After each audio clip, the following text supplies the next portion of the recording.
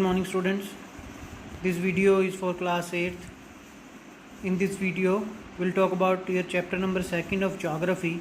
The name of chapter is land, soil, water, natural vegetation and wildlife resources.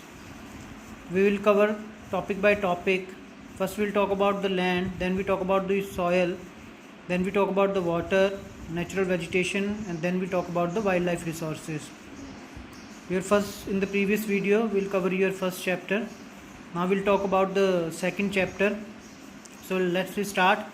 First we talk about the land. What is land? As we saying that the 2/3 part of our earth is covered by the water, and when 1/3 only 1/3 part is covered by the land. So over 90% population are living on a 30% area of earth, because mostly earth is covered with the water. So 90% population are living on the 30% area. 70% land is inhabited. Inhabited means रहने के लायक नहीं है. That land is inhabited, वो रहने के लायक नहीं है, जो 70% land है.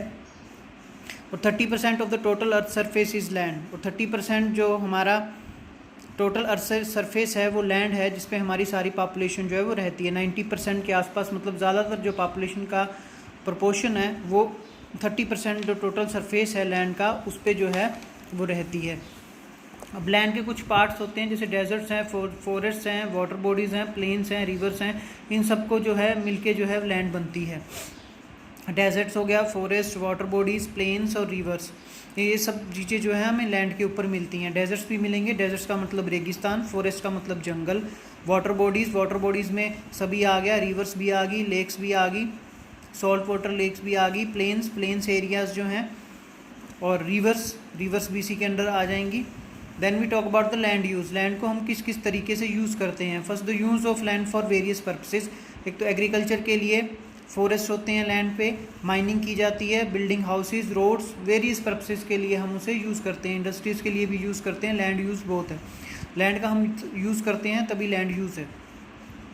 फिर then we talk about the determine by the physical factors. Physical factor से हम किसी भी लैंड को किस तरह डिटरमाइन कर सकते हैं.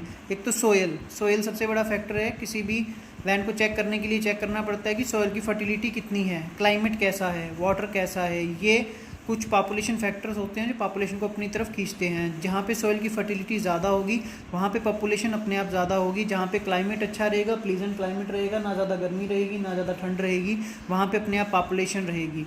फिर वाटर की फैसिलिटीज़ अगर अच्छी हैं, वाटर एबिलिटी अगर अच्छी है, वो पानी पीने का पानी जो है वो बहुत अच्छा है, तो वहाँ पे पॉपुलेशन जो है वो रहेगी. फिर कुछ ह्यूमन फैक्टर्स होते हैं जो पॉपुलेशन चंक्स ऑफ पॉपुलेशन को अपनी तरफ खींचते हैं. एक तो टेक्नोलॉजी फैक्टर्स होते हैं.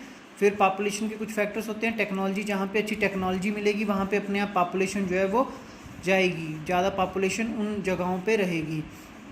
Now we talk about the land. Land कितने टाइप्स की होती है? 2 टाइप्स की होती है लैंड. एक तो प्राइवेट होती है, कम्युनिटी ओन्ड होती है. As we talk about the CPR is the common property resources. जो प्राइवेट ओन्ड लैंड होती है, जैसे आपका घर है वो आपका प्राइवेट ओन्ड लैंड है, आपकी खुद की लैंड है वो प्राइवेट ओन्ड लैंड है, उस पर किसी का कोई हक नहीं है. कम्युनिटी ओन्ड से हम मतलब समझेंगे कि पार्क है, मान लो कोई गवर्नमेंट हॉस्पिटल्स है, कोई कम्युनिटी पार्क है, वो कम्युनिटी ओन्ड रिसोर्सेज होगी, उन्हें CPR भी बोला जाता है. It is the common property resources, वो सभी के लिए कॉमन है.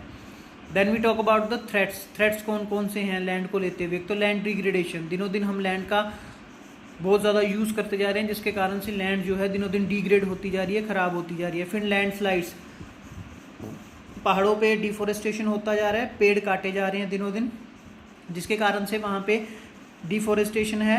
डिफोरेस्टेशन की वजह से दिनों दिन लैंडस्लाइड्स जो है वो होते रहते हैं. लैंडस्लाइड्स का मतलब है ऊपर की मिट्टी नीचे आ जाना. पहाड़ों से मिट्टी जो खिसक के है वो नीचे आ जाती है. वो क्यों आती है?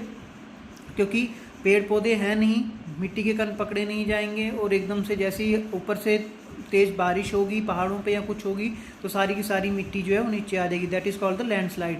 फिर soil erosion. Eradicate of the top most layer of the soil is called the soil erosion. Then we talk about the deforestation. पेड़ों को काटना, that is called the deforestation. If we talk about the land conservation. Land conservation क्यों होना चाहिए?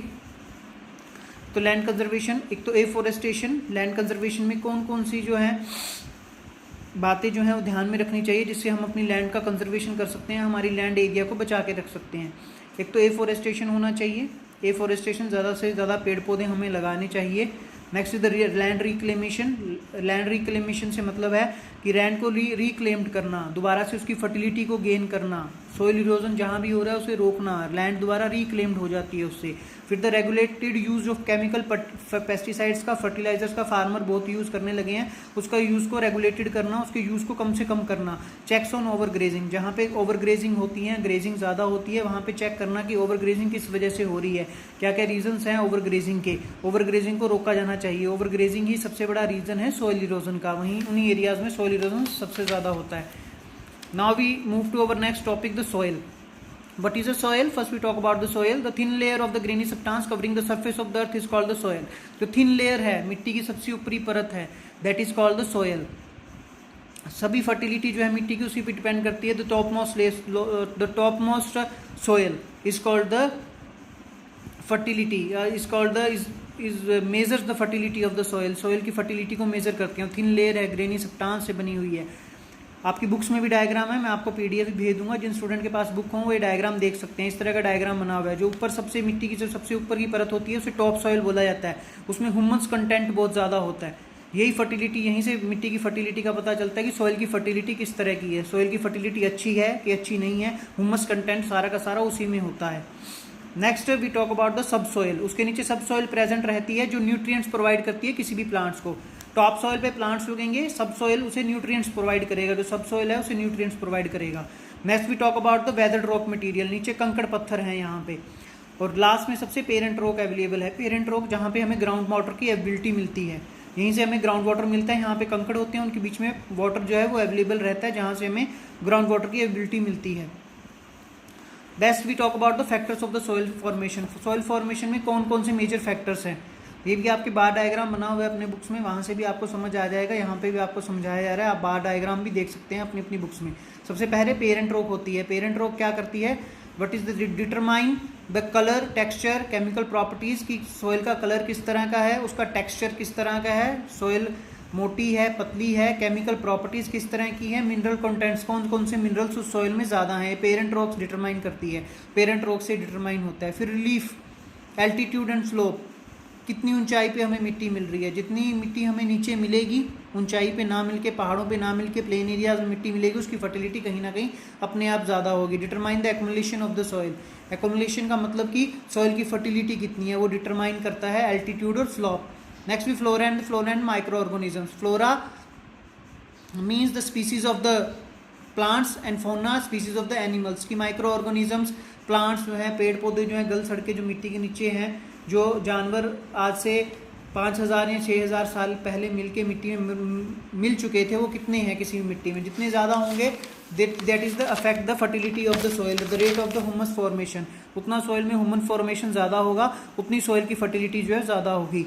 Next we talk about the climate. किसी भी soil का climate मतलब उस पर इफेक्ट करता है, कुछ फैक्टर्स हैं. जैसे टेम्परेचर अफेक्ट करेगा एक सॉइल को, कि टेम्परेचर कितना रहता है सॉइल पे उस एरिया में. रेनफॉल कितनी होती है, influence rate of weathering and the humus.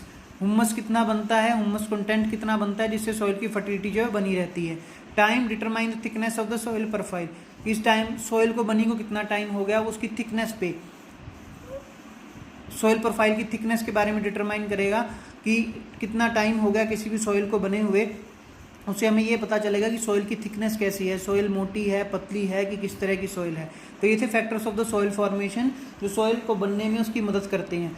तो next we talk about the degradation of the soil and the conservation measures. कि कौन कौन से कंजर्वेशन मेजर्स लिए जा सकते हैं जिससे हम सॉइल जो डिग्रेड होती जा रही है, दिनों दिन खराब हो जा रही है, उसे बचा सकें. First we talk about the conservation measures में सबसे पहले आता है mulching. The bare ground between plants is covered with the layer of the organic matter. कि ज़मीन का कोई भी टुकड़ा खाली ना छोड़ा जाए, उस पर स्ट्रॉज डाल दिए जाएँ. स्ट्रॉज मतलब कि जो भी हम फसल काटते हैं उसके बाद जो भी घास फूस बचता है उससे सॉइल को कवर किया जाए, ताकि सॉइल अपना ह्यूमस कंटेंट ना खोए, सॉइल का इवेपोरेशन ना हो.